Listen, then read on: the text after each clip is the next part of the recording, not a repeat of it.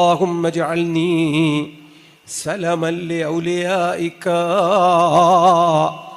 നിന്റെ ഔലിയാക്കളുടെ ഉറ്റമിത്രങ്ങളായി, അവരുടെ അടുത്ത തോഴന്മാരായി, സുഹൃത്തുക്കളായി ഞങ്ങളെ ആക്കിത്തരേണമേ എന്ന് ദുആ ചെയ്ത് നമുക്ക് പഠിപ്പിച്ച സയ്യിദുൽ മഖ്ലൂഖാത്ത് മുഹമ്മദുർ റസൂലുള്ളാഹി സ്വല്ലല്ലാഹു അലൈഹി വസല്ലം.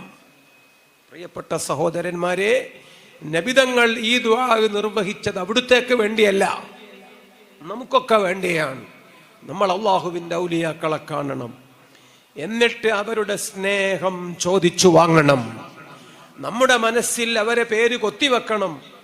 അവരെ മനസ്സിൽ എൻ്റെയും നിങ്ങളുടെയൊക്കെ പേര് കൊത്തിവെച്ചിട്ടുണ്ട് എന്ന് നമ്മൾ ഉറപ്പിക്കണം.